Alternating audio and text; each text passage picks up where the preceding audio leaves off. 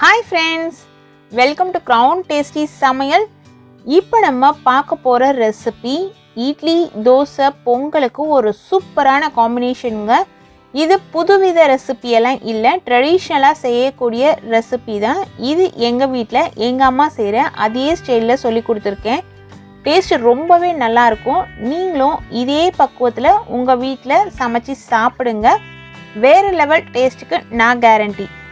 நீங்கள் நம்ம சேனலுக்கு புதியவங்களாக இருந்தால் சேனலை சப்ஸ்கிரைப் செஞ்சு பக்கத்தில் இருக்க பெல் ஐக்கானை ப்ரெஸ் செஞ்சு அதில் ஆல் அப்படிங்கிற ஆப்ஷனையும் ப்ரெஸ் செஞ்சு வச்சுக்கோங்க. அப்போ தான் நான் அப்லோட் பண்ணுற புதிய வீடியோக்கள் உங்களை உடனுக்குடனே வந்து சேரும். வாங்க இப்போ இந்த ரெசிபியை எப்படி செய்யுதுன்னு பார்க்கலாம். ஒரு ப்ரெஷர் பேனை ஸ்டவ்வில் வச்சு ஸ்டவ்வை சுவிட்ச் ஆன் பண்ணிக்கோங்க. அதில் 2லேருந்து 3 டேபிள் ஸ்பூன் அளவுக்கு கடலெண்ணெய் சேர்த்துக்கலாம். ஏன்னா நம்ம வதக்கிறதுக்கு தேவையான எண்ணெய் சேர்க்கணும். அதனால தான் நீங்கள் எந்த அளவு செய்ய போகிறீங்க அப்படின்றதுக்கு ஏற்றாற் போல் எண்ணெய் கூடுதலாகவோ இல்லை குறைவாகவோ சேர்த்துக்கோங்க.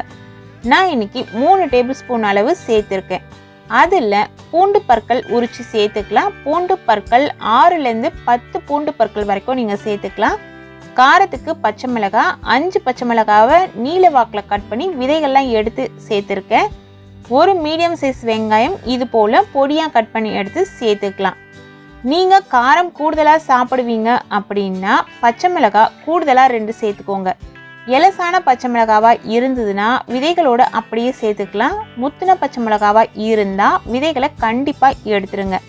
இதெல்லாம் இந்த அளவு வதங்கின பிறகு அதில் நல்ல பெரிய சைஸில் இருக்க தக்காளி, பழுத்த தக்காளி இது போல் சைஸில் கட் பண்ணி எடுத்து சேர்த்துக்கோங்க.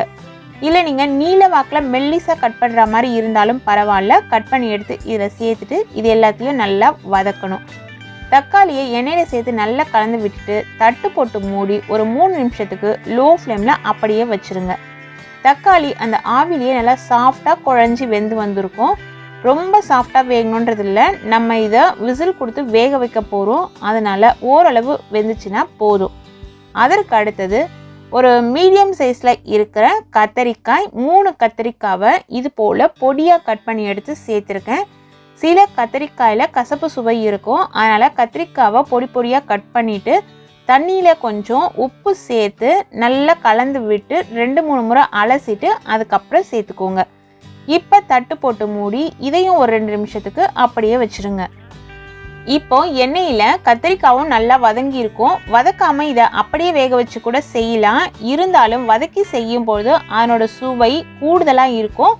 நீங்கள் ஒரு முறை செஞ்சு பாருங்கள், அந்த டேஸ்ட்டை நீங்கள் ஃபீல் பண்ணுவீங்க. இதில் இப்போது ஒரு சின்ன துண்டு பெருங்காயம் சேர்த்துக்கலாம். தூள் பெருங்காயமாக இருந்ததுன்னா நீங்கள் ஒரு 3 சிட்டிகை அளவு சேர்த்துக்கோங்க. நான் இப்போ கட்டி பெருங்காயம் இந்த அளவு இதில் சேர்த்துருக்கேன். இப்போ 1/2 ஸ்பூன் அளவுக்கு மஞ்சள் தூள் சேர்த்துக்கலாம். கடையில் வாங்குகிற மஞ்சத்தூளாக இருந்ததுன்னா 1/4 ஸ்பூன் சேர்த்தா போதும். இப்போ 200 கிராம் அளவுள்ள பாசி பருப்பை 3 முறை வாஷ் பண்ணி 10 நிமிஷம் தண்ணியில் ஊற வச்சுட்டு அதுக்கப்புறம் வடிகட்டி எடுத்து அதை இதில் சேர்த்துடலாம். இப்போ இந்த பருப்பு காய்கறி எல்லாமே வேகிறதுக்கு உண்டான அளவு தண்ணி சேர்க்க போகிறோம்.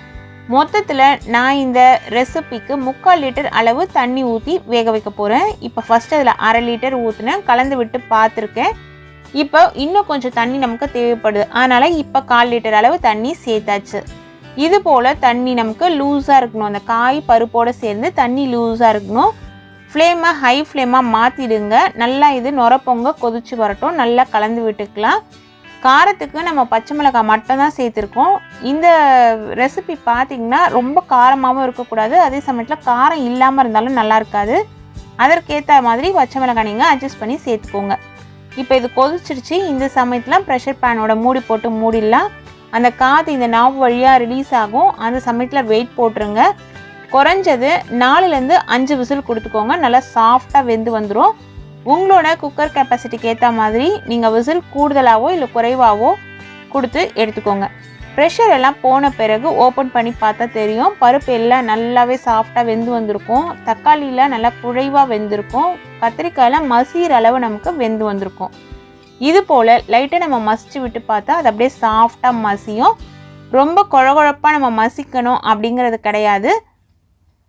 சிலர் மத்து வச்சு கூட மசிச்சுப்பாங்க. நீங்கள் விருப்பப்பட்டால் மத்து வச்சு ஒரு 2 முறை மசிச்சுக்கோங்க. திரும்பவும் இதை மீடியம் ஃப்ளேமில் வச்சுட்டு இந்த ரெசிபிக்கு தேவையான அளவு உப்பு 3/4 டீஸ்பூன் சேர்த்துருக்கேன் நான். நீங்கள் தூளுப்பு சேர்க்குற மாதிரி இருந்ததுன்னா அதை விட குறைவாக கூட சேர்த்துக்கோங்க. கல்லுப்பு அப்படின்ற பட்சத்தில் கொஞ்சம் கூடுதலாக தேவைப்படும். இது ஒரு 5 நிமிஷத்துக்கு நல்லா கொதிச்சு வரட்டும். இப்போ பார்த்தீங்கன்னா பருப்பும் தெரியும், கொஞ்சம் கத்திரிக்காயாகவும் தெரியும். இந்த சமயத்தில் ஒரு கைப்பிடி அளவு கொத்தமல்லி இலைகள் பொடியாக கட் பண்ணி இதில் சேர்த்துடலாம். சேர்த்துட்டு நல்லா கலந்து விட்டுட்டு உப்பு டேஸ்ட்டு பார்த்துக்கோங்க.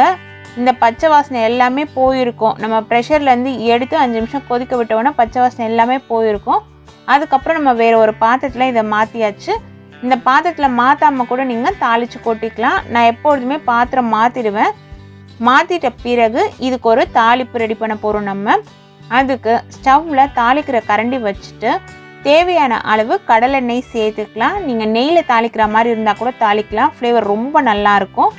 2 டேபிள் ஸ்பூன் அளவுக்கு கடலெண்ணெய் இதில் சேர்த்துட்டு 1/2 டேபிள் ஸ்பூன் அளவுக்கு கடுகு சீரகம் நான் கலந்து வச்சுருப்பேன், அதை இதை சேர்க்குறேன். நீங்கள் கடுகு மட்டும் தனியாக வச்சுருக்க மாதிரி இருந்ததுன்னா ஒரு 2 சிட்டிகை அளவு சீரகம் அதை சேர்த்துட்டு இதெல்லாம் நல்லா பொரியட்டும்.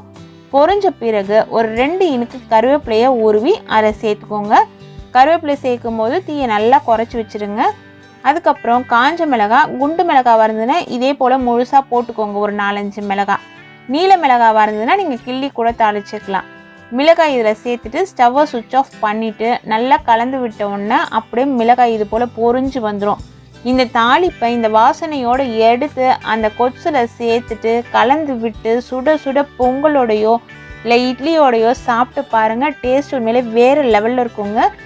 சும்மா கம்மன்னு சுவையான கத்திரிக்காய் கொத்சு ரெசிபி ரெடி ஆயிடுச்சுங்க. இந்த கத்திரிக்காய் கொத்சுக்கு மேட்ச் ஆகிற மாதிரியான மிளகு பொங்கல் எப்படி செய்யறது, பேச்சுலர்ஸ் மிளகு பொங்கல் எப்படி செய்யறது, ரொம்ப சாஃப்டான இட்லி ப்ராப்பராக எப்படி செய்யறது, அது மட்டும் இல்லாத நம்மளோட நார்மல் இட்லி, சிவப்பு கவுனி அரிசியில் செய்கிற இட்லி, காட்டு யானம் அரிசியில் இட்லி, இப்படி பலவிதமான இட்லி ரெசிபிஸ் எல்லாமே நம்ம சேனலில் ஆல்ரெடி நான் அப்லோட் பண்ணியிருக்கேன். நீங்கள் விருப்பப்பட்டால் டிஸ்கிரிப்ஷனில் லிங்க் இருக்கு, பார்த்து செக் பண்ணிக்கோங்க. இந்த கத்திரிக்காய் கொத்சு ரெசிபி இந்த அளவு திக்னஸில் இருந்தால் தான் டேஸ்ட் நல்லாயிருக்கும். அதற்கேற்ற மாதிரி நீங்கள் பார்த்துக்கோங்க. தண்ணி அதிகமாக ஊற்றிட்டிங்கன்னா டேஸ்ட்டு நல்லா இருக்காது. அதே போல் நீங்கள் நெய்யில் தாளிக்கிற மாதிரி இருந்ததுன்னா கூடுதலாக 2 பச்சை மிளகாய் சேர்க்க வேண்டியிருக்கும். இதெல்லாம் பார்த்து அட்ஜஸ்ட் பண்ணிக்கிட்டு உங்களோட காரமும் உப்பும் எவ்வளோ தேவைப்படுது அப்படின்னு பார்த்து செக் பண்ணி நீங்கள் செஞ்சு சாப்பிட்டு பாருங்கள். உண்மையிலே டேஸ்ட்டு சூப்பராக இருக்குங்க. இது போல் விதவிதமான சுவையான ரெசிபிஸ் தெரிஞ்சுக்கணுன்னா நம்ம சேனலை தொடர்ந்து பாருங்கள். சுவையாக சமைச்சு சாப்பிட்டுட்டு ஹாப்பியாக இருங்க. Thank you friends.